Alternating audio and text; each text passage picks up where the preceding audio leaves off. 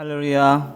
예, 감사합니다. 예, 오늘은요 유다서 볼 겁니다. 예, 신약 성경에 유다라는 이름이 여러 번 나와요. 사실 헬라어로는 유다스라고 그래요. 유다스라고 부르는데 우리말 성경에선 유다라고 하죠. 예수님의 제자 중에도 유다가 있습니다. 우선 그 잘못된 방식으로 유명한 사람이 있죠. 예, 가룟 유다가 있고, 그리고 야고보의 아들 유다가 있어요. 야고보의 아들 유다. 누가복음이랑 그 사도행전에서는 다데오라고 표현하는데요. 마태복음과 마가복음에서는 야고보의 유다 이렇게 표현을 해요. 요한복음 14장 22절에요. 주여, 주께서 우리에게는 자신을 나타내시고 세상에는 자신을 나타내지 않으시는 까닭이 무엇입니까? 라고 묻는 제자가 있어요. 그 제자가 누군지 한번 찾아보세요. 요한복음 14장 22절. 한번 읽어볼까요? 그러자 가룟 유다가 아닌 다른 유다가 말했습니다. 주여, 주께서 우리에게는 자신을 나타내시고 세상에는 자신을 나타내지 않으시는 까닭이 무엇입니까? 가룟 유다가 아닌 다른 유다. 이 유다가 바로 야고보의 아들이며 다데오라고 불리기도 하는 예수님의 제자 유다예요. 이렇게 예수님의 제자에는 유다가 2명이나 있어요. 그런데 오늘 보실 유다서의 저자 유다는 예수님의 12제자 중에 한 명이 아니에요. 유다서를 쓴 유다는 예수님의 동생 유다입니다. 유다서를 한번 펴보실래요? 유다서는 이렇게 시작을 해요. 유다서 1장의 1절과 2절. 유다서는 1장 뺏겼기 때문에 그냥 1절, 2절 이렇게 읽기도 하는데요. 유다서 1절, 2절 한번 읽어보겠습니다. 예수 그리스도의 종이요 야고보의 형제인 유다는 부르심을 받은 사람들, 곧 하나님 아버지의 사랑과 예수 그리스도의 보호하심을 받은 사람들에게 편지를 씁니다. 여러분에게 긍휼과 평강과 사랑이 더욱 풍성하기를 빕니다. 그래요. 유다는 자신을 예수님의 동생이라고 말하지는 않아요. 그저 예수 그리스도의 종 이렇게 말하죠. 유다는 자신을 예수 그리스도의 형제라고 칭하는 건 자신과 그 그리스도와의 관계를 생각했을 때 그렇게 합당하지는 않다고 본 거예요. 어디 감히 형제라고 부르느냐, 그런 것 같아요.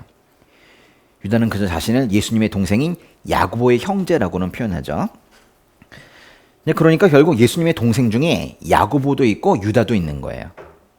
우리가 야고보서 볼 때 이제 나눴던 말씀이긴 한데 마태복음 13장 말씀이 있거든요. 예수님이 나사렛에 갔을 때 배척당하시는 그런 이야기예요. 사람들이 어떻게 수군거리는가 한번 보세요. 마태복음 13장에 55절과 56절입니다. 이 사람은 한나 목수의 아들이 아닌가? 어머니는 마리아이고 동생들은 야고보와 요셉과 시몬과 유다가 아닌가? 그 누이들도 모두 우리와 함께 있지 않는가? 그런데 이 사람은 도대체 이 모든 것들을 어디서 얻었는가? 이 말씀 보세요. 예수님의 어머니는 마리아고 그 동생들의 이름을 한번 읽어보세요. 야고보와 요셉과 시몬과 유다예요. 그러니까 이게 만약에 나이 순서대로 썼다고 보면은 유다는 막내예요. 그렇죠? 예. 예수님의 동생 중에 야고보가 야고보서의 저자입니다. 그리고 유다가 지금 보실 유다서의 저자예요. 그러니까 요한복음 7장의 말씀대로 한다면 이 동생들은 예수님을 믿지 않았지만은 예수님이 부활하시자마자 예수님을 믿게 된 거예요. 그리고 예수님이 부활 승천하시고 얼마 지나지 않았을 때 예루살렘의 한 다락방에 한 120명 정도가 모였어요. 그 자리에 마리아와 그 예수님의 동생들도 함께 모여 전념으로 기도를 했었는데요. 그곳에서 그들이 모두 성령을 받았습니다. 그러니까 예수님 부활 후에 예수님을 믿게 됐고 오순절 성령 강림 사건 때 성령을 받은 사람 중에 한 명이 유다이고 그 유다가 쓴 서신이 바로 유다서인 거예요. 예. 유다는 그리스도인들에게 편지를 쓰면서 처음에 마음먹기로는 아름다운 이야기 또는 뭉클한 이야기를 쓰고 싶었어요. 그게 바로 구원이겠죠. 유다서 1장 3절인데요. 유다서 1장 3절에 앞부분만 한번 읽어볼게요. 1장 3절이니까 여기까지만 읽어볼게요. 여기까지만. 시작.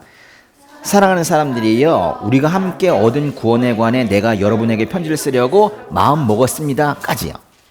그러니까 여기까지가 원래 마음 먹은 거예요. 유다가 쓰고 싶었던 내용은 우리가 함께 얻은 구원이에요. 우리가 모두 받은 일반으로 받은 구원 있죠. 그것에 대해서 쓰기를 원했어요. 아름다운 구원 이야기를 쓰고 싶었다, 그런 얘기예요. 저와 여러분이 받은 구원, 이것은 어떤 것이었어요? 우리 중에는 사실 구원이라는 게 뭔지 몰랐던 사람들도 있죠. 구원이 필요한 것조차 몰랐던 사람들도 있어요. 죽으면 끝인 줄 알았죠. 그래서 이 땅에서 이왕이면 좋은 것들을 많이 소비하고, 그러니까 많이 먹고 많이 입고 많이 가보고 그러면서 제법 오래 소비하면, 오래 살면 되는 줄 알았어요. 그래도 나이 들면 결국 허무함을 느끼겠지만 그래도 최대한 이 땅에서 많이 소비하면 그게 잘 사는 것이라고 위안을 해보려고도 한 거예요. 그런데 그렇게 사실 생존을 위해서 생존하는, 먹기 위해 사는, 살기 위해 먹는 그런 진화론적인 삶을 살아가다가 하나님께서 우리 각자의 인생에 대해서 구체적인 계획을 가지고 계신다는 말을 들은 거예요. 깜짝 놀랐죠. 그냥 살고 있는 것 같은데, 사라지고 있는 것 같은 내 인생에 계획이 있다니 이게 무슨 말인 거예요. 우리는 귀를 의심할 수밖에 없었던 거예요. 나의 인생에 계획과 목적이 있으시다니. 그리고 이제껏 내가 나의 주인이 되어서 살았는데 나의 주님이 되어주실 분이 있으시다는 거예요. 주님. 그분이 나를 위해 중보하시고 심지어 나를 올바른 길로 이끌어 가신다는 거예요. 이제껏 나 혼자 세상에서 한번 살아보겠다고 발버둥 쳤고 그 결과 맥진이 되어버렸는데 그 바통을 주님께서 대신 받아주고 이제부터 뛰시겠다는 거예요. 그건 약속의 크기가 너무 커서 믿겨지지가 않는 겁니다. 그리고 나의 죄를 용서하시고 나에게 영원한 생명을 주시겠대요. 이런 약속들이 점점 믿어지기 시작하면서 나의 마음이 요동하기 시작했어요. 나의 심장이 두근거리기 시작을 했고 기도만 하면 눈물이 나는 겁니다. 그래서 주님께 우리가 나도 모르게 감사의 찬양을 올려드리는 그런 존재가 된 거예요. 이게 우리의 구원 이야기입니다. 맞죠? 우리의 구원 이야기가 이렇게 아름답습니다. 길거리에서 고아처럼 왔다 갔다 하던 우리가 마침내 아버지를 만났고 그 꾀죄죄한 옷이 아닌 그 새 옷으로 갈아입은 그런 경험이 우리 모두에게 다 있어요. 예수님의 동생 유다도 그랬을 거예요. 예수님이 부활하시기 전에 긴가민가했던 그 구원자에 관한 그런 개념이 예수님의 부활 후에 명확해진 거예요. 그래서 예수님을 믿게 됐고 자신을 예수 그리스도의 종이라고 표현하게 된 거예요. 그런데 그런 유다가 그 아름다운 구원 이야기를 하고 싶었고 그런 편지를 쓰기 원했었지만은 뭔가 긴급한 일이 생긴 것 같아요. 그래서 이번 편지에서는 우선권이 바뀌었어요. 유다가 긴급히 전달할 내용은 따로 있었던 것 같습니다. 유다서 1장 3절을 다시 한번 읽어볼게요. 사랑하는 사람들이여, 우리가 함께 얻은 구원에 관해 내가 여러분에게 편지를 쓰려고 마음먹었습니다. 그 가운데 성도들에게 단번에 주신 믿음을 위해 싸우라는 편지로 여러분을 권면해야겠다는 생각이 들었습니다. 이 뒷부분이 이제 진짜 이번에 편지에 쓸 내용인 거예요. 유다가 결국 쓸 수밖에 없었던 내용은 뭡니까? 짧게 줄여보세요. 한마디로 하면 싸우라는 거예요.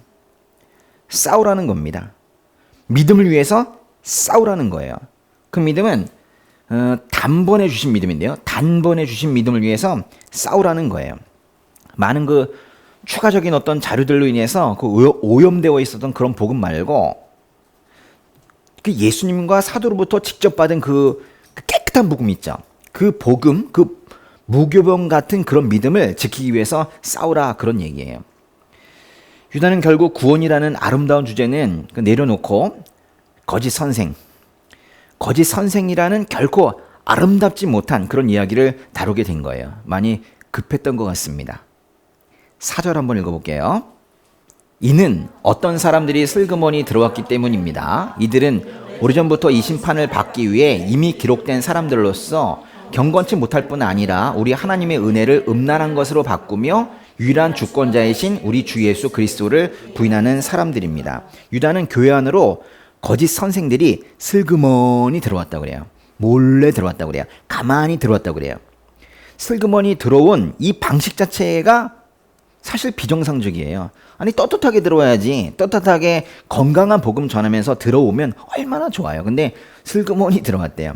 슬그머니 들어와서 자신이 언제 교회에서 소리를 크게 낼 수 있는지 그 시기를 보고 있었던 것 같아요.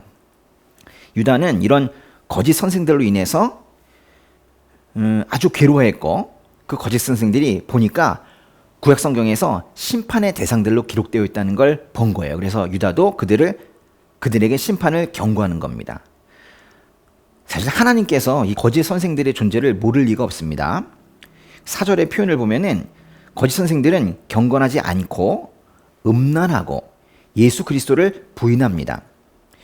어떤 사람들은 이 이단이 영지주의다 이렇게 말하는 사람들도 있지만, 이토록 타락한 이 후기 영지주의는 사실 2세기에 나온 것인데다가 영지주의라는 말이 사실 본문에는 없기 때문에 우리가 확실하게 단정 지을 수 있는 것은 사실은 없어요. 우리가 확실히 알 수 있는 것은 이 거짓 선생들 때문에 사람들이 함께 음란해졌다는 거예요. 그리고 예수님을 부인하게 됐다는 겁니다.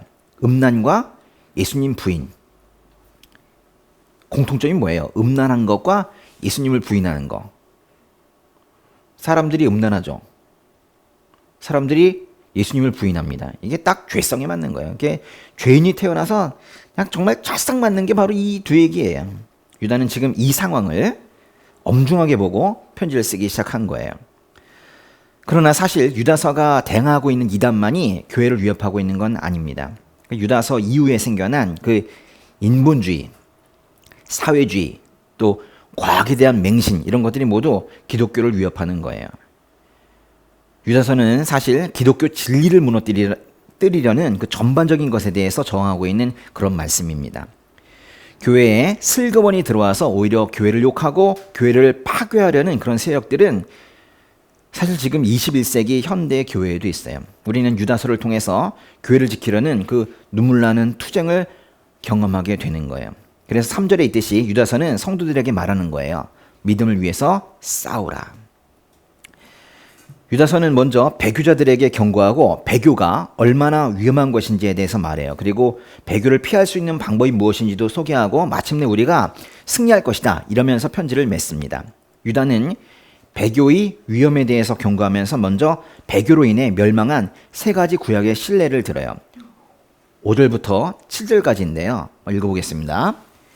여러분이 다 알고 있겠지만 나는 여러분에게 다시 한번 상기시켜주고 싶습니다. 곧 주께서는 그분의 백성들을 이집트 땅에서 단번에 구원내시고 그 후에 믿지 않는 사람들을 멸망시키셨으며 또한 자기의 처음 지위를 지키지 않고 초소를 떠난 천사들을 큰 날의 심판 때까지 영원한 사슬에 묶어 어둠 속에 가두셨습니다. 마찬가지로 소돔과 고모라와 그 주위의 다른 성들도 음란에 빠져서 이상한 세욕을 따라가다가 영원한 불의 형벌을 받아 사람들의 본보기가 됐습니다. 여기까지요. 첫 번째 사례는 5절 보세요. 첫 번째 사례는 출애굽한 이스라엘 백성이에요. 말씀은 주께서 이스라엘 백성들을 이집트 땅에서 구원해 내셨다고 말했죠. 여기 보세요. 주께서 구원하셨대요. 주께서. 어떤 사본에서는 아예 주를 예수님으로 표현한 사본도 있어요. 그러니까 당시의 사도들은 이게 분명히 이제 하나님께서 이집트에서 이스라엘 백성들을 끄집어내신 것인데 이 출애굽기에 있는 이 여호와 하나님을 예수님으로 본 거예요.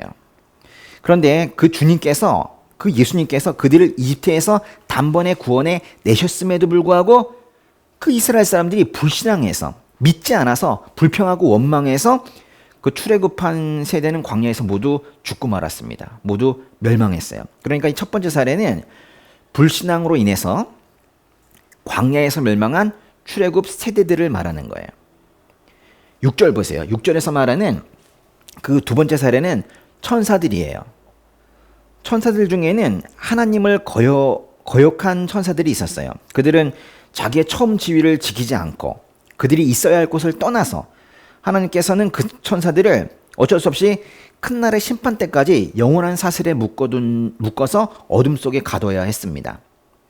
7절 보세요. 7절에서 말하는 세 번째 사례는 소돔과 고모라입니다. 음란에 빠져서 이상한 세욕을 따라가던 소돔과 고모라와 그 주변 성들은 불의 형벌을 받아서 멸망했어요. 여기서 말하는 이상한 세욕이라는 것은 동성애겠죠. 이렇게 세 사례를 들고 있는데 보세요. 출애굽한 이스라엘 백성, 타락한 천사, 그리고 음란한 소돔과 고모라. 이 세 예시는 교회에 들어와서 그 교사라는 타이틀을 달고 사람들을 미혹하는 이들의 운명이 어떻게 될 건지를 미리 보여준다는 거예요. 현실에 맞게 말한다면 이 세 사례는 왜 들었냐면 거짓 목사들이 어떻게 될 것인가 그 운명을 말하려고 한다는 거예요. 유다는 이렇게 과거의 세 가지 사례를 말한 이후에 현재의 상황은 어떤지 말해줍니다. 그 8절부터 16절까지가 그런 얘기인데요. 우선 1장의 8절 한 절만 읽어보도록 하겠습니다. 이와 똑같은 방식으로 이 사람들도 꿈꾸면서 육체를 더럽히고 주의 권세를 무시하고 하늘의 영광스러운 존재들을 모독합니다. 이 사람들이라는 표현 있죠. 이 사람들도 지금 그렇다는 거예요. 이 사람들이라는 건 거짓 선생들인데 벌써 과거에서 현재로 넘어온 겁니다. 즉 과거와 똑같은 방식으로 지금 교회에 들어와 있는 이 사람들도 진리를 왜곡한다는 거예요. 소돔과 고모라 사람들처럼 육체를 더럽히고 출애굽한 이스라엘 백성들처럼 주의 권세를 무시하고 타락한 천사들처럼 하늘의 영광스러운 존재들을 모독하는 사람들이 바로 지금 이 교회에 들어와 있는 거짓 선생들이다, 이렇게 말하는 겁니다. 9절과 10절 한번 읽어볼게요. 모세의 시체를 두고 마귀와 논쟁을 벌였던 천사장 미가엘도 비방하는 판결을 내리지 못하고 다만 주께서 너를 꾸짖으시기를 빈다 라고만 말했을 뿐입니다. 그러나 이 사람들은 무엇이든지 알지 못하는 것에 대해서는 비방합니다. 이들은 지각 없는 짐승들처럼 본능으로 아는 것들로 인해 파멸에 이르게 됩니다. 하나님께서 천사장 미가엘을 보내서 모세의 시체를 묻도록 하셨어요. 이런 이야기는 다 유대 전통에 나오는 이야기입니다. 그런데 마귀는 자신이 시체에 처분권이 있다면서 논쟁을 벌인 거예요. 저 시체는 내 거라고, 이런 얘기죠. 천사장 미가엘은 말도 안 되는 소리를 하는 그 마귀를 비방할 수도 있었어요. 뭔 얘기냐? 지금 하나님께서 나를 보내셨는데 네가 왜 난리냐? 이렇게 말할 수도 있었는데, 그러나 천사장 미가엘은 주께서 너를 꾸짖으시기를 빈다 라고 말하면서 모든 것을 하나님께 맡겨버렸어요. 마귀는 하나님께서 천사장 미가엘을 보낸 것도 인정하지 않았던 거예요. 이것은 하나님의 권위에 대해서 마귀가 도전하고 있는 거예요. 이렇게 거짓 선생들은 권위를 인정하지 않고 있었어요. 그 10절을 보면은 거짓 선생들의 특징은 아는 척한다는 거예요. 거짓 선생들은 일단 말은 아주 번지르르 합니다. 알지도 못하는 것에 대해서 그러면서 비방해요. 알지 못하면 가만히 있어야 되는데 복음과 성령 그리고 하나님의 영적 원리에 대해서 알지도 못하면서 머리를 굴려가면서 떠들어요. 거짓 선생들은 미가엘이 하나님께 마귀를 맡긴 것이 무슨 의미인지도 몰라요. 사실 천사장 미가엘이 마귀에게 비방할 수도 있었지만 너를 그냥 하나님께 맡긴다 이러고 만 건 왜 그렇게 한 거예요? 그래서 천사장 미가엘은 그 마귀가 그래도 그 악한 영들에는 대표가 된다고 생각한 거예요. 그래서 그나마도 그 권위를 인정해 주려고 그렇게 한 것이지만 마귀는 전혀 이 천사장 미가엘도 그를 보낸 하나님도 인정하지 않고 있던 거예요. 이것처럼 거짓 선생들은 지각 없는 짐승들처럼 행동해요. 그러니까 모른다는 거예요. 세상에서 자기보다 똑똑한 사람은 없는 것처럼 행동하는 거짓 선생들은 그 실상을 보면 사실 이성보다는 본능에 따라 행동하고 있다는 걸 볼 수 있어요. 유다서 1장 11절 보도록 하겠습니다. 이들에게 재앙이 있습니다. 이들은 가인의 길을 따랐고 자기의 이익을 위해 발람의 어긋난 길로 몰려갔으며 고라의 반역을 도모하다가 멸망을 당하고 말았습니다. 구약에 새 이름이 좀 나오고 있네요. 그렇죠? 거짓 선생들은 가인의 길을 따랐어요. 자신의 예배 방식이 옳다고 여겼죠. 다른 사람들 그래서 오히려 시기하고 미워했어요. 딱 거짓 선생들의 모습이에요. 또 거짓 선생들은 자기의 이익을 위해 발람의 어긋난 길로 몰려갔어요. 하나님을 섬긴다곤 하지만 다른 사람들이 죄를 짓도록 만들었고 결국 금전적인 이득을 취하려고 했어요. 또 거짓 선생들은 고라의 반역을 도모했어요. 고라는 하나님께서 모세와 아론에게 권위를 위임하신 것을 인정하지 않았던 사람이에요. 가인, 발람, 고라 이렇게 나왔죠? 보이나요? 가인, 발람, 고라. 이 가인, 발람, 고라는 모두 자신들이 현재 있는 자리에 불만을 가지고 있었던 사람들이에요. 그래서 하나님께 반역했죠. 왜 나를 여기에 주시냐고. 그렇게 자기 이익을 위해서 탐욕을 부리다가 멸망한 사람들이 바로 가인, 발람, 고라예요.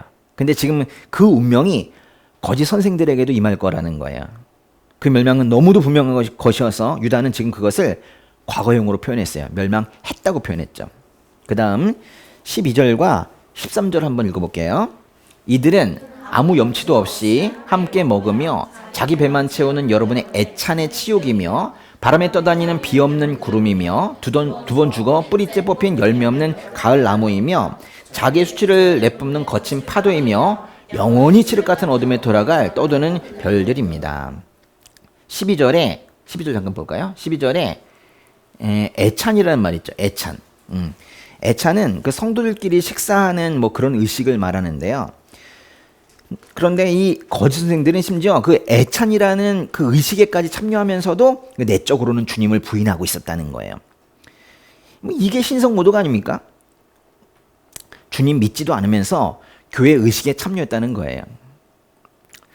그들은 성도들을 주의 길로 인도하지 않으면서 교회 의식에 참여하고 있었어요. 그러니까 오로지 성도들의 구원에 대해서는 관심이 없고 오직 자기 배 채우는 거에 관심이 있었던 거예요. 우리말 성경에서는 이거를 이제 애찬의 치욕이라고 표현했는데 다른 성경 번역에서는 애찬의 암초라고 그랬거든요. 암초. 그 바다에 있는 그 암초 있잖아요. 그래서 거짓 선생들을 이렇게 암초라고 표현한 거는 그들에게 가까이 가는 게 위험하다는 뜻이에요. 암초에 가까이 가면 배가 뒤집히잖아요. 그런 의미이기도 합니다. 또 거짓 선생들은 바람에 떠다니는 비 없는 구름이래요. 이게 마치 뭐 시편 보는 것 같네요. 바람에 떠다니는 비 없는 구름. 비 없는 구름. 이어서 목마른 영혼들에게 줄 물이 그럴 비가 없어요. 그저 구름의 모양을 가지고는 있지만 마치 그냥 비를 내릴 것만 같지 실제로는 아무것도 없는 거예요. 그냥 신용만 구름 신용을 하고 있는 거죠. 그들은 그저 바람에 떠다니다가 사라지는 언제든지 사라질 만한 그런 존재였던 거예요. 그 다음에 뭐라고 하나요? 두 번 죽어 뿌리째 뽑힌 열매 없는 가을 나무래요. 영적으로 죽어 있다는 거예요. 근데 무슨 나무래요? 가을 나무. 여러분 가을 나무에는 열매가 있습니다. 그러니까 열매가 없다는 거예요. 가을 나무인데 열매가 없다는 거예요. 더군다나 뿌리째 뽑혔다면 완전히 죽어 있다는 거예요. 영적으로 죽어 있는 이들에게 붙어 있어봐야 열매는 맺히지 않을 거예요. 또 거짓 선생들은 자기의 수치를 내뿜는 거친 파도래요. 거친 파도처럼 사납게 몰아치긴 하지만 바위에 부딪혀서 그들이 내뿜는 건 그저 거품밖에 없어요. 거품만 일어납니다. 그저 거품만 있는 껍데기인 거예요. 누구를 양육할 수도 없습니다. 가르칠 수도 없어요. 그들이 만들어내는 건 오직 수치밖에 없다는 거예요. 또 거짓 선생들은 영원히 칠흑 같은 어둠에 돌아갈 떠도는 별들, 영원히 칠흑 같은 어둠에 돌아갈 떠도는 별들이래요. 떠도는 별들은 어느 순간 잠깐 빛을 내긴 하지만 결국 어둠 속으로 들어갑니다. 영원히 빛을 내지 못해요. 영원히 어둠 속에 떠돌 유성 같은 그런 거짓 선생들은 자신들이 단명할 것인데도 불구하고 마치 영원할 것처럼 사람들한테 떠들어요. 그러나 그들에게 영원한 것은 영원한 심판밖에 없을 거예요. 그 다음 14절과 15절 한번 읽어보겠습니다.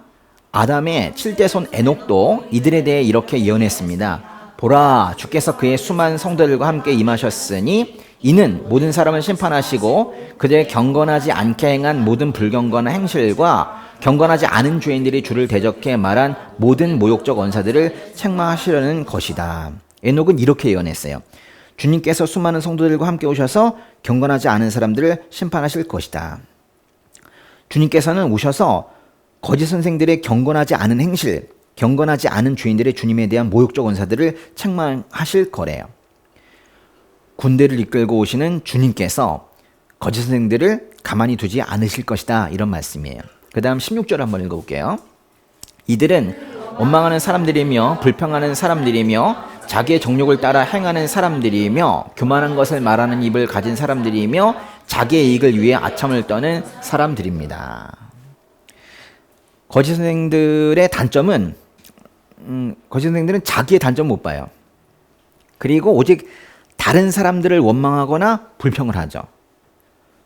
거짓 선생들은 정욕을 따라 행하는 사람들이고 교만한 것을 말하는 입을 가진, 교만함을 말한 입을 가진 사람들이고 자기 이익을 위해서 아첨을 떠는 사람들이래요. 아주 혹독하네요. 거짓 선생들은 이렇게 불평과 교만 그리고 이기주의적인 태도를 가지고 있는 사람들이에요. 요즘 이단들은 교회에 들어와서 그렇게 담임 목사를 욕한대요. 담임 목사 설교가 이상하다고 그래. 그래가지고 설교에 불만을 가지고 심지어는 양육하는 거 있죠. 그거 방식에도 이제 불만을 품고 이러면서 점점 이제 욕을 하는데 거기에 이제 동조하는 사람들이 교회에 생기죠. 그러면 동조하는 사람들과 목소리를 더 높이고 그러다가 결국 자신들이 원하는 이단 목사를 세워놓고 그 목사는 원래 목사는 쫓아내는 이런 방식으로 한다고 들었습니다. 교회 밖에서도 교회를 잡아먹지 못해서 난리죠. 그런데 교회 안에서도 난리란 뜻이에요. 사실 평온할 수가 없습니다. 무엇이 진리인지 분간하기 어려운 그런 세상이 되었어요. 진리의 복음만 배울 수 있어도 진리만 들을 수 있어도 그건 인생에서 성공한 거예요. 온리주교회 우리 교회는 참다운 복음을 전하기 위해 노력합니다. 이 혼탁한 세상에 있더라도 분별력이 흐려지지 않도록 이 교회에 그 말하는 자들이 분별력이 사라지지 않도록 기도해 주셔야 돼요. 그게 사실 우리 모두를 위한 거거든요. 누가 뭐라고 해도 이렇게 이제 군대가 이렇게 한꺼번에 가는 거잖아요. 같이 진군하듯이 이렇게 쭉 가면서 그런 느낌을 가지고 있어야 돼요. 우리가 다 같이 가는 거라고요. 그리고 맨 앞에 누가 계실까요? 예수 그리스도께서 맨 앞에 가시고 우리를 이끌라고 하면 여러분이 있고 저도 그 가운데 있겠죠. 유다는 그 거짓 선생들에게 공격적인 표현을 쓰고 있어요. 그들에게 경고하면서 욕을 하고 있긴 한데 욕처럼 보이진 않죠. 마치 고급스러운 그런 욕을 하고 있어요. 시편처럼. 이제 유다는 성도들에게 거짓 가르침을 피하기 위해서는 어떻게 해야 하는지도 말해줘요. 이게 필요할 것 같아요. 그러니까 이 거짓 선생들, 거짓 목사들이 교회에 있다라는 사실을 알고 있다는 것만 가지고는 부족한 것 같아요. 그런 사람들이 이때 이런 거가 좀 부족하다고. 그들이 실제로 어떻게 가르치고 있는지, 그들이 어떤 특성을 가지고 있는지를 알아야 될 거 아니에요. 그리고 나는 어떻게 해야 되는지 알아야 될 거 아닙니까? 유다서 1장의 17절과 18절, 19절까지 한번 읽어볼게요. 17, 18, 19 시작. 그러나 사랑하는 사람들이여, 여러분 우리 주 예수 그리스도의 사도들이 전했던 말씀들을 기억하십시오. 사도들은 여러분에게 말하기를 마지막 때 자기들의 경건하지 못한 정욕을 따라 행하며 조롱하는 사람들이 있을 것이다 라고 했습니다. 이들은 분열을 일으키는 사람들이며 육신을 따라 사는 사람들이며 성령이 없는 사람들입니다. 유다는 사도들이 했던 말을 기억하라고 그래요. 사도들이 뭐라고 그랬대요? 마지막 때 자기들이 의 경건하지 못한 정욕을 따라 행하며 조롱하는 사람들이 있을 것이다. 18절의 이 말씀은 사실 베드로 후서에 있는 말씀과 유사한데요. 유다와 베드로는 모두 마지막 때 조롱하는 사람들이 있을 거래요. 사실 사도 바울도 에베소 장로들에게 말하기를 거짓 선생들을 흉악한 이리떼라고 그랬어요. 거짓 선생들을 흉악한 이리떼라고 그랬다고. 그 흉악한 이리떼가 교회에 들어와서 양떼를 해칠 것이라고 말했어요. 바울은 또 영적 후배 디모데에게 때가 되면은 욕심을 따라 귀를 즐겁게 하는 말을 하는 스승들이 교회로 몰려들 것이다. 그러면 사람들은 진리에서 돌이켜 그 허황된 이야기에 귀를 기울일 것이다. 이렇게 경고하기도 했어요. 사도 요한도 자신의 서신에서 예수를 신하지 않는 영을 가진 사람들을 분별하라 이렇게 말했어요. 이렇게 이제 거짓 선생들에 대한 경고는 사실 이 성경의 서신서의 중요한 주제예요. 교회를 지켜가려는 그 믿음의 선배들의 그 눈물이 성경의 그 서신서의 그 편지 속에 흐르고 있는 것 같아요. 그러나 항상 시대마다 분별력이 없어서 그 거짓 선생들에게 깜빡 속아 넘어가고 그들을 좋아하고 감동하고 좋아요 하는 뭐 그런 사람들이 있는 거예요. 예를 들어 볼까요? 예. 설교를 듣다 보면 마음이 뭉클해지는 경우가 있어요. 그런데 계속 듣잖아요. 계속 듣다 보면 결국에는 돈 이야기로 흘러가는 설교자들이 있어요. 그러면 사람들이 좋아할까요? 싫어할까요? 좋아하죠. 사람들이 돈 좋아해요. 근데 설교자가 그 말을 하니까 타협이 되는 거예요. 아, 설교자도 돈을 좋아하는구나. 아, 저게 진리구나. 이러면서 그 죄성에 너무 잘 맞죠. 거짓 선생들은 그래서 그 주제를 돈으로 끌어옵니다. 그러니까 씨름을 하면서 씨름 선수들이 모래로 사람들을 끌고 가잖아요. 그 비슷한 거예요. 일단은 그 게임 판이 경기장이 일단 모래인 건 이건 돈인 거나 마찬가지예요. 그래서 주제를 일단 돈으로 끌고 와서 다른 데로 못 가게 합니다. 돈 안으로 끌고 와서 그 돈이라는 그 주제 안에서 거기서 감동을 만들어내요. 거기에 또 감동이 있어요. 그 돈이라는 테두리 안에서 우선순위를 정합니다. 약하고 가난한 자를 먼저 도와야 한다고 말할 때 사람들은 감동해요. 그런데 좀 더 들어보면 그러나 결국 돈을 더 모아서 여러 가지로 돈을 쓰는 이야기를 합니다. 참 인터넷에 많이 떠도는 그런 이야기예요. 그런 설교는 돈은 위대하다. 돈은 위대하다라는 그런 잘못된 전제 하에 말씀을 전하기 때문에 어떻게 말씀을 전하더라도 복음과는 거리가 멀어요. 생각해 보세요. 사실 돈과 복음이 무슨 상관이 있어요? 성경에서 돈을 말하는 것은 주님과 돈을 같이 섬기지 말라고 경고하는 것이지 그거는 복음이 아니거든요. 복음은 십자가예요. 또 하나 예를 들어볼까요? 어떤 설교자들은 이렇게 말을 끝내요. 내가 했다. 내가 선교 센터를 지었다. 내가 헌신해서 지금 이 교회가 생겼다. 내가 아이디어를 냈다. 내가 잘했다. 그렇게 말합니다. 간혹 그 설교를 들어보면 주님의 은혜가 가끔 있긴 했었대요. 그런데 나의 능력과 나의 헌신이 없었으면 아무것도 안 냈을 것이라고 결론을 내요. 외줄타기 하십니까? 외줄타기 하듯이 그렇게 말하기 때문에 분별력이 없는 사람들은 그것이 예수를 높이는 건지 그 거짓 목사를 높이는 건지 구분하지 못하죠. 그러면서 그 거짓 설교자는 함께 헌신한 사람들 있잖아요. 사람들을 치켜 세우기도 해요. 잘했습니다. 박수 쳐주고 그래요. 그러면 사람들은 또 감동했다고 그래요. 그러면서 엄지를 치켜 올리곤 하죠. 그런데 기독교는 계시의 종교입니다. 위에서 내려오는 거예요. 모든 메시지는 위로부터 받는 것이지 사실 사람이 하는 건 없어요. 우리가 사역한다지만 우리가 뭘 합니까? 우리는 사실 계속 문제만 만들고 있지 사역한답시고 우리가 하는 게 뭐가 있습니까? 우리는 사실 하는 게 없어요. 행함의 주체가 사람으로 바뀌기 시작했을 때 그거는 사람 중심이 되고 그게 바로 인본주의적이어서 그때는 사람들이 또 훅 하고 또 달려들긴 하지만 결국 그거는 복음이 아니에요. 복음은 이 땅의 죄인들을 위해서 하나님께서 무엇을 하셨는가를 말하는 게 그게 복음이에요. 사람이 했는가가 아니라 하나님께서 하신 일을 증거하는 것이 그게 복음을 전파한다고 한다고요. 하나만 더 예로 들겠습니다.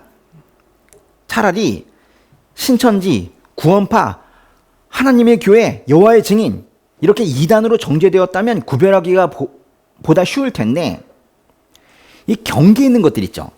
애매하게 그 경계에 있는 것들은 오히려 더 위험해요. 그래서 요즘에는요 마귀들이 경계를 좋아해요. 마귀가 경계를 이용합니다. 바울이 디모데에게 말했던 것처럼 그 거짓 선생들은 그런 설교로 많은 제자들을 빼내가서 복음이 아닌 것들로 그들을 채운다고 그래요. 거짓 선생들은 이상하게도 구약 성경의 복 이야기를 많이 합니다. 복. 구약의 땅 이야기 많이 하죠. 구약의 가축 이야기 이런 것들도 많이 합니다. 많대요. 그래요. 하나님께서는 물질의 복을 주시기도 하죠. 그런데 구약의 인물 중에서도 물질의 복이 아닌 다른 방식으로 복을 받기도 합니다. 그런데요, 성경의 구조는 이래요. 물질의 복을 포함한 구약의 복이 성경의 후반부로 계속 가면 갈수록 그 복이 무엇인지 좀 더 명확해져요. 성경이 말하는 복은 결국 예수 그리스도이십니다. 그런데 끝까지 그 복을 물질이라고 말하는 설교는 성경을 앞부분만 읽다가 만 것이거나 또는 앞부분만 따다가 말을 한 것이거나 또는 그 말씀만 보기 때문에 그래요. 계속 복 하는 이 기복주의, 보형신학 이런 것들이 우리나라에서 인기를 끄는 이유는 우리가 6.25 전쟁 이후에 너무 못 살았어요. 우리가 가난했기 때문에 그때 우리에게 먹을 것을 주시면서 우리를 살려내신 것도 하나님께서 하신 일이 맞아요. 그렇지만 하나님께서 우리를 살려내신 이유가 뭐예요? 살려내시는 것이 목적이 아니라 살려내셔서 복음을 주시기 위한 거라고요. 근데 우리는 살려내신 것까지만 교회들이 말하고 있죠. 그러면서 계속 물질을 원해요. 복을 원합니다. 그러면 사람들이 아멘 하고 받지만 결국 복음에는 이르지 못하고 있는 거예요. 이런 것들이에요. 경계에 있는 이런 복음 아닌 것들은 말하려면 뭐 사실 끝이 없고 말할 때마다 제 마음이 답답해지기도 합니다. 그 예레미야 강해 설교가 있습니다. 저희 예레미야 강해 설교 중에 분별력 키우기가 있어요. 5강짜리로 되어 있는 건데 함께 보세요. 예.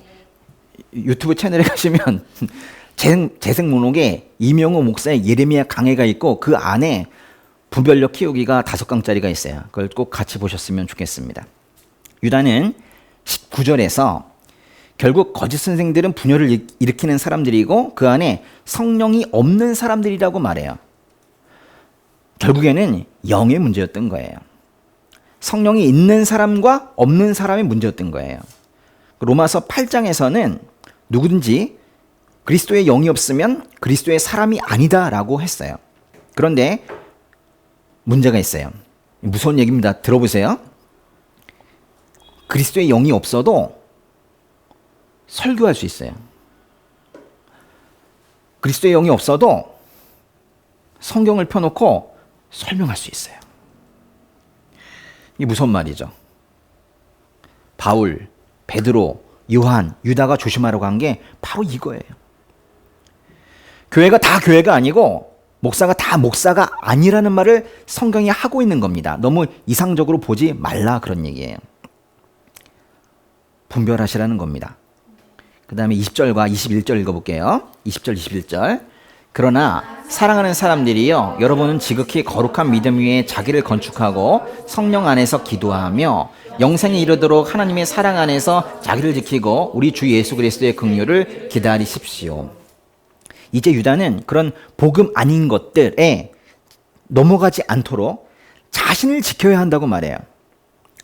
자신의 독자를 그 13절과 17절에 이어서 이제 세 번째로 사랑하는 사람들이여 이렇게 불렀는데요. 이렇게 말합니다. 여러분은 지극히 거룩한 믿음 위에 자기를 건축하고 성령 안에서 기도하며 영생에 이르도록 하나님의 사랑 안에서 자기를 지키고 우리 주 예수 그리스도의 긍휼을 기다리십시오. 이렇게 말했는데요. 이 말씀은 그 헬라어로 보면 사실 4개의 동사가 다 평행으로 이어져 있어요. 이런 거죠. 건축하고 기도하며 지키고 기다리십시오. 이렇게 말했어요. 첫째, 지극히 거룩한 믿음 위에 자기를 건축하라고 합니다. 이것은 믿음 위에 자신을 세우라는 거예요. 이렇게 모인 게 교회죠. 그리고 또 각자들이 다 교회입니다. 그렇기 때문에 모이기에만 힘쓸 뿐만이 아니라 각자 그 개인적인 교회를 세워야 한다는 거예요. 여러분 각자가 바로 서야 한다는 걸 말하는 거예요. 지금같이 이렇게 오히려 영상으로 비대면으로 예배하고 있을 때 유튜브 영상을 통해 이 자기 건축, 자기 세우기가 지금 이루어져야 될 때이기도 해요. 둘째, 성령 안에서 기도해야 돼요. 이것은 성령의 조명을 받으면서 기도하라는 건데요. 에베소서 6장의 말씀처럼 성령 안에서 기도하는 걸 말합니다. 세 번째, 영생에 이르도록 하나님의 사랑 안에서 자기를 지켜야 한대요. 영생에 이르도록 하나님의 사랑 안에서 자기를 지켜야 한다. 이거는 자기가 노력해서 구원을 얻는다는 뜻이 아니에요. 이것은 그 사람 마음에 하나님의 사랑이 가득해서 하나님과의 사귐이 깊어지면 영생에 이를 수가 있고, 그게 바로 자기를 지키는 길이라고 말하고 있는 거예요. 네 번째, 우리 주 예수 그리스도의 긍휼을 기다리십시오라고 했어요. 여러분, 기독교 신앙은 기다림이에요. 기다림. 신앙은 기다림 속에서 성숙하는 거거든요. 여기서 기다리는 것은 마냥 그냥 기다리는 게 아니라 기대하면서 기다리는 것을 말해요. 우리는 예수님의 긍휼이 우리에게 부어지기를 바라고 또 그 예수님을 기다리죠. 예수님께서 다시 오실 날을 기다리고 있는 그런 존재들입니다. 그 다음 22절과 23절 한번 읽어볼게요. 의심하는 사람들을 불쌍히 여기십시오. 또 어떤 사람들은 불에서 끌어내어 구원하십시오. 또 어떤 사람들에 대해서는 육체로 더러운 옷까지도 미워하되 두려운 마음으로 그들을 불쌍히 여기십시오. 거짓 선생들이 성도들의 영혼을 흔들어 놓았기 때문에 성도들은 이제 진리를 따라야 할지 말아야 할지에 대해서도 의심을 하게 된 거예요. 그런데 유다는 그 사람들을 비난하지 말고, 성도들을 비난하지 말고 불쌍히 여기면서 품어주라고 말해요. 사실 속은 성도들은, 거짓 선생들에게 속은 성도들은 불쌍한 거예요. 일종의 종교 피해자입니다. 어떤 사람들은 지옥불에 떨어질 만큼 멀리 갔지만 그 사람들도 불에서 끌어내어서 구원하라고 말합니다. 지옥에 떨어질 만큼의 사람들을 구원하라고 말해요. 지금 유다서가 지금 그거를 촉구하고 있는 거예요. 이 말씀은 저에겐 좀 부담이 되긴 해요. 미혹되어 있는 이 대한민국의 이 많은 성도들을 지금 지옥불에서 끌어내는 거 있죠. 이거 어떻게 해야 되는 겁니까? 여러분, 지금 제 앞에 있기도 하고 영상 틀고 이렇게 보고 계시긴 하지만 거의 지옥불에 가 있는 그 사람들은 사실 이 영상을 안 보거든요. 그러니까 저의 답답함이 여기 있는 거예요. 그 사람들이 이 말씀을 듣게 하기 위해서는 어떻게 해야 되는가? 너무 답답하고 사실 어떤 때는 좀 힘들 때가 있어요. 성령께서는 우리에게 예수님을 구원자라고 가르쳐 주세요. 다시 들어보세요. 성령 하나님은 예수님을 우리에게 구원자다라고 말씀하신다고요. 그런데 인본주의는 예수님을 이렇게 표현합니다. 나를 잘 가르칠 어떤 선생님. 내가 주인공이죠. 나를 가르칠 선생님으로 봐요. 그리고 또 사회주의는 예수님을 혁명가 또는 사회사업가로 봐요. 예수님의 구원을 부인한다는 게 바로 이런 거예요. 성령이 아닌 인본주의의 영이나 마르크스의 영이 뒤덮고 있는 이 땅의 교회를 그 불구덩이에서 구원하려면 우리가 이제 갈 길이 먼 것처럼 보여요. 그리고 저와 같이 이렇게 작은 자가 할 수 있는 일인지에 대해서도 어떤 때는 의문이 가기도 합니다. 어찌 보면은 이 영적인 왜곡이 전 세계에서 가장 심각한 나라가 우리나라인 것 같아요. 지정학적인 위치를 보더라도 우리나라인 것 같아요. 최근 정부와 여론을 볼 때에도 가장 우려되는 게 우리나라인 것 같아요. 끝에 있는 24절과 25절 한번 읽어보겠습니다. 여러분을 지켜 넘어지지 않게 하시고 기쁨 가운데 그분의 영광 앞에 흠없이 서게 하실 수 있는 유일하신 우리 구주 하나님께 우리 주 예수 그리스도로 말미암아 영광과 위엄과 능력과 권세가 만세전부터 그리고 지금과 영원 무궁토록 있기를 빕니다. 아멘. 그러나 유다서는 이렇게 끝나요. 유다서는 복음은 승리한다 이러면서 끝납니다. 원래부터 복음은 그렇게 이 죄악된 땅에 들어와서 그렇게 분투하면서 싸우면서 그렇게 퍼져갔던 거예요. 언제 한번 복음이 편하게 퍼진 적이 있었습니까? 그래서 유다서는 이렇게 말씀을 정리하는 거예요. 복음은 승리한다. 그런데 중요한 건 그 승리자는 예수 그리스도이시다라고 말해요. 제가 여러분에게 이제 부탁을 좀 드리겠습니다. 예. 진리의 말씀이 몸에 배어 있어야 돼요. 체화, 응? 몸에 배어 있어서 만약 혼탁한 용어가 외부에서 들어왔을 때 이상하다 느껴야 돼요. 이상하다 하면서 바로 반응하는 그런 깨끗한 몸이 되어야 됩니다. 그러면 이 안에, 이 속에 정결한 언어들이 가득해 있으면 그 비틀어진 왜곡된 더러운 그런 언어가 들어왔을 때 몸이 금방 반응해요. 그게 지금 필요한 거예요. 이 땅에서의 인생은 한 번이고 지금은 바로 그 구원을 이루어가는 그런 과정이에요. 지금 이 시기에 우리가 영혼을 맑게 하고 거룩한 삶을 살아갈 수 있는 방법은 하나밖에 없어요. 깨끗한 말씀을 우리 마음 안에 많이 놓는 거예요. 또 지속적으로 놓는 거예요. 깨끗한 말씀을 많이, 그리고 지속적으로 우리에게 넣는 거. 그게 지금 우리가 할 일인 거예요. 참다운 복음에 반응하고 참다운 복음으로 사는 그런 이제 성도님들 되시기를 주님의 이름으로 축복합니다. 네, 아멘. 네. 기도하겠습니다. 하나님 아버지, 우리에게 복음 주신 아버지께 깊이 감사의 기도를 드립니다. 우리를 구원하시고 그 잿더미에서 구해내신 것 특히 감사드립니다. 구원의 하나님을 찬양합니다. 우리에게 다른 복음이 들어왔을 때, 복음이 아닌 것들이 들어왔을 때 우리가 다르다는 것을 느끼게 되기를 원합니다. 누가 가르쳐 줘서가 아니라 우리의 귀가 열려서 복음과 복음 아닌 것을 분별할 수 있기를 원합니다. 이단의 가르침을 배격할 수 있게 해주시고 이단인지 아닌지도 모를 그 경계에 있는 거짓 가르침도 부정할 수 있게 해주셔서 우리 안에 깨끗한 복음만이 남아있기를 원합니다. 함께 예배드리고 있는 우리 성도님들 한 주간 많은 세상의 소리를 듣겠지만 그게 진실인지 거짓인지 분별할 수 있게 해주시고 주님께서 우리에게 주실 그 구원의 언어만 받아들이게 해주세요.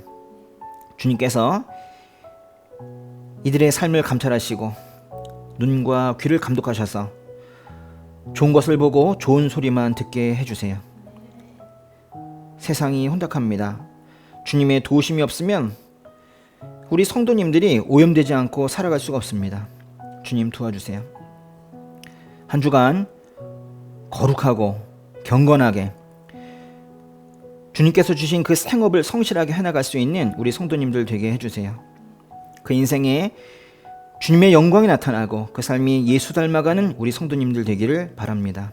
주님 역사해 주시옵소서. 예수님의 이름으로 기도드립니다. 아멘.